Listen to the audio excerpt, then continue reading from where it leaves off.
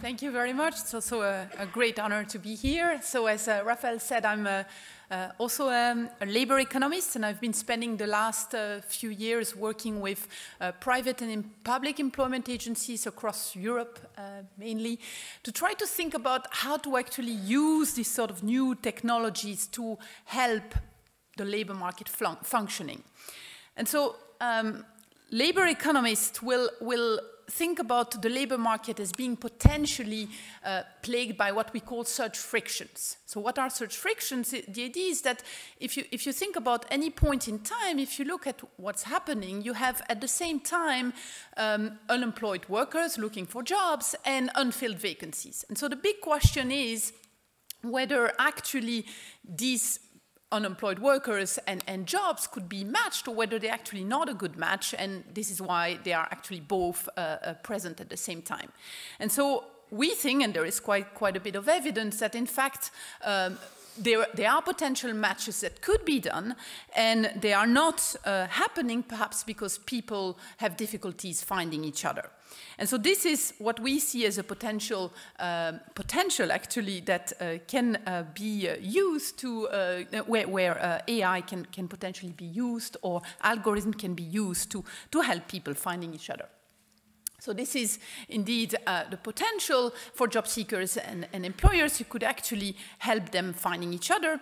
And actually, following on the previous talk, this might be particularly relevant in a changing world, where you think that many people might be actually having to reconsider the type of jobs they've been doing, thinking about other occupations they should be transiting to. And so the question, and I was actually talking to a lot of job seekers, that we realized that a lot of them tell us, look, it's very nice to tell me to search for something else, but I have no idea what should I be looking for. So if you think about the moving forward, and so how could we actually try to provide what we call tailored advice? The first challenge is one would need to have an idea of what information do job seekers actually lack. So what we can think about is you take a job seeker, and we'll think about this job seeker as having a particular profile. So think about education, occupations he's been working in the past, and so on. And what we would like to do ideally is to think about the set of skills that this person has, and then think about where these skills are used, so what occupations are actually using these skills, and so use this sort of frame to say, well, actually, with your profile, you should be actually considering these occupations. Now, the second challenge is, suppose that we would actually have a way of doing this, is how do we actually ensure that people take the advice into account? So we know that people are, in general, reluctant to take any advice. So you all know that you should be eating 5 portions of fruit and veg every day, and many of us don't. But in the context of jobs, it seems to be there seems to be a particular psychological hurdle for people to actually consider other occupations. And I think of myself as being a professor of economics. If you ask me to consider perhaps a job that is maybe not so far, like working at a bank, I'm sort of thinking, well, I don't know, I'm not sure I can do that. I'm not sure what I would be doing.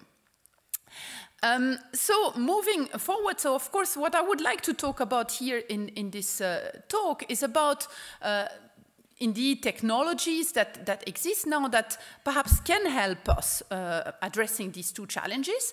One of them is using what we call online job search platforms, where the idea is to still form, say, traditional contracts. So we'll have a traditional job with a person who is actually going to a company and is indeed employed with a wage for a period of time. But I also want, if I have time at the end, to also talk about these new platforms that also essentially match workers and employers, but on a per-service basis. And so David mentioned Uber, but of course there are all sorts of other platforms that exist where you can indeed ask, I don't know, for someone to program something, for example, and you are interacting on a per-service basis. So there's been a proliferation of online job search platforms. Many of them are indeed quite successful. And so coming back to what I was mentioning before about the challenge, here we see the potential to address these challenges. So for job seekers and employers, what is very attractive is that using these technologies, you could potentially provide very useful information at very low cost. And that's actually a very good selling point to work with public employment agencies, because it seems to be a very cost-effective intervention, potentially. So what you would think is about making recommendations based on people's profile. And again, given the issues that we have with potentially transiting to other occupations, that's likely to be very, very useful.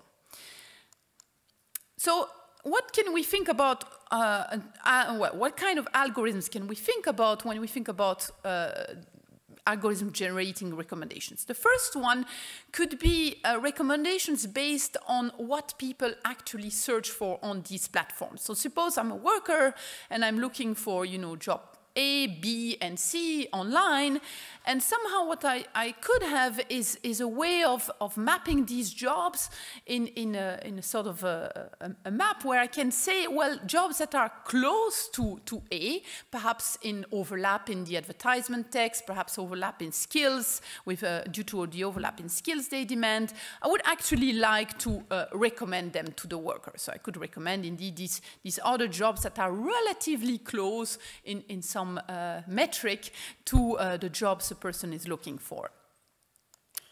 The second way you can make recommendations of sort of design algorithms to make recommendations is to actually try to match people, so to match profiles of people. And perhaps the most obvious way is to actually look at their search behavior. So if I see a person who is looking at ad A and ad B, and I see another person who is actually also considering the same ads, but the first person is also looking at a third ad, say ad C, it makes a lot of sense to think, well, maybe this other person is also interested in ad C.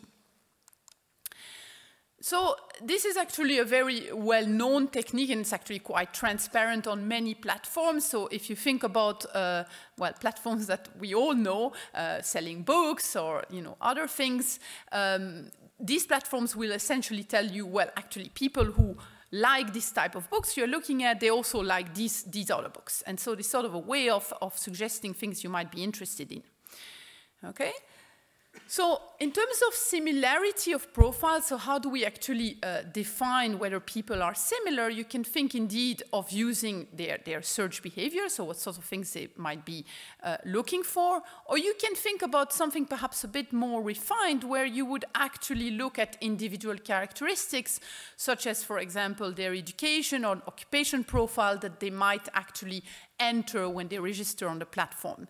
This is actually a lot harder, actually. They are not all platforms gather this information. Of course they could, but it's something that we think is an interesting also avenue.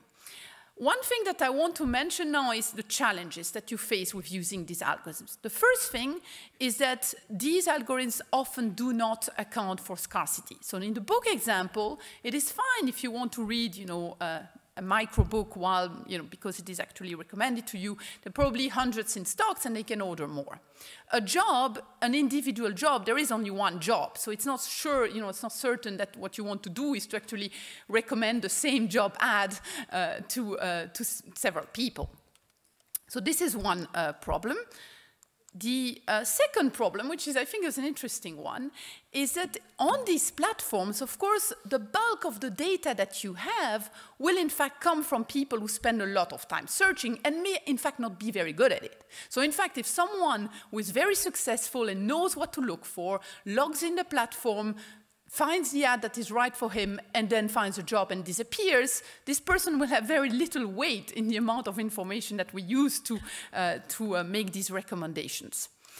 Okay, and also, and perhaps this is also a worry we need to think about, is that these algorithms can potentially generate path dependence in search behavior. So you might be stuck what we would call a bad equilibrium if you start searching for actually jobs that are not really suited to you, but you think they are. You might actually get recommendations that keep you in this sort of bad equilibrium.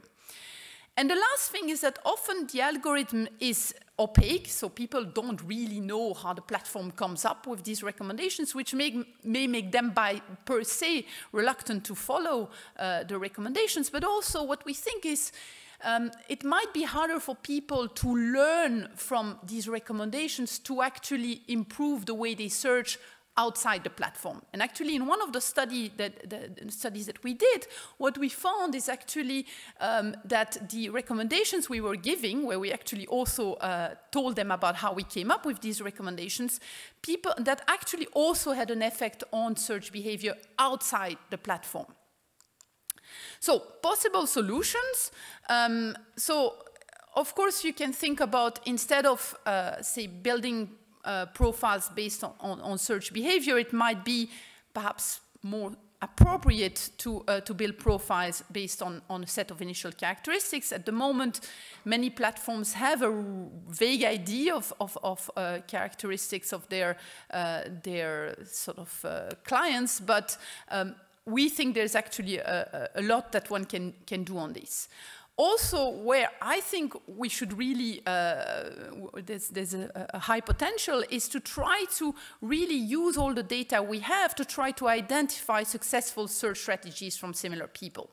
So, of course, so in our work, what we have done is to rely a lot of, say, on information from actual transitions that people have made. So we know that these have been actually successful transitions, and we can use that information to make recommendations to others. And also, instead of recommending a particular advertisement or a particular job to people who are similar and who are indeed then looking at the same ad, you might be indeed easily sort of think about recommending jobs that are similar to this ad, that are, say, in the same occupational category, for example. We think there are also additional possible features that could be integrated in this, and we have actually integrated in a study that we did, but we don't see very much in current platforms, is we could actually give very good information on market tightness, because we have all this data about where people search and say how popular certain occupations might be. You can actually potentially give an information of how hot, say, an occupation is, for example.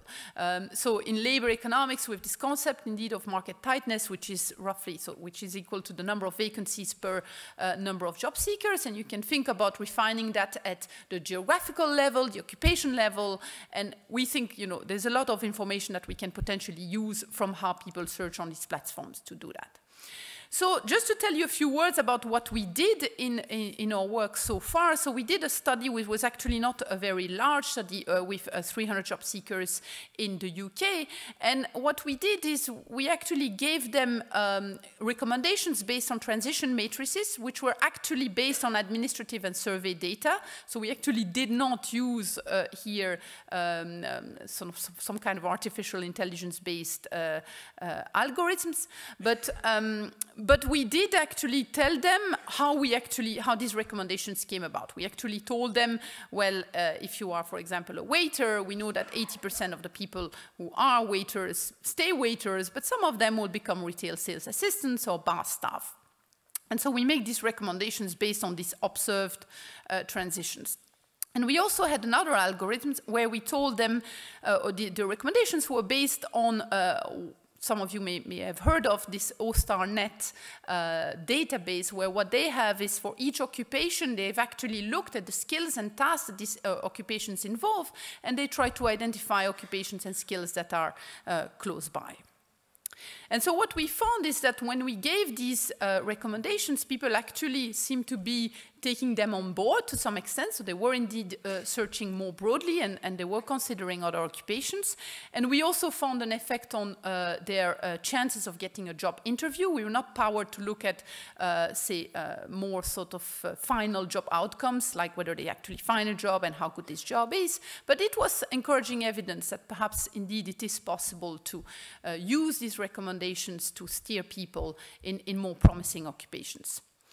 Now, I want to finish briefly by saying a few words about these other platform ways of matching workers and firms that exist in online, what I would call on-demand offline services. This is actually seems to be quite popular in markets for services that have irregular demand. So, of course, things about taxi drivers or food delivery are very famous examples. The challenges for these markets is, of course, they're worried about reputation concerns. They are worried about, we are potentially also worried about supply constraints. I come from Florence, where there is actually no Uber, and I can tell you I'm hitting the supply constraint all the time. And of course, there are opportunities on the supply side as well. So it's very appealing to some types of workers, this idea of having the flexibility of work whenever you want, to actually have autonomy about what you're doing. And we know these two features are very important for well-being and job satisfaction. But they also raise issues. So one issue that is interesting is to do with wage determination and free entry. And this, so we know from economists who are actually involved in this type of markets, is that you can determine, for example, the price per kilometer, the price per minute of a taxi driver, but you cannot determine the monthly wage. And that means that as soon as you increase the price, which you can do as a company, you might actually have much more people willing to supply the service, and therefore it might be that actually the overall income of people might not change. Also, as economists, we know that income volatility is not necessarily a good thing. We know that if workers are risk averse and employers are not, in the sense that they might be able to insure themselves, it's not necessarily great to actually have income volatility on the workers' side. And then the last thing, as we've seen in the way it has been received in several countries, in Florence in particular, people are really worried about protections of workers' rights. And so far, there's not been really very good examples of solutions in that regard. Thank you very much.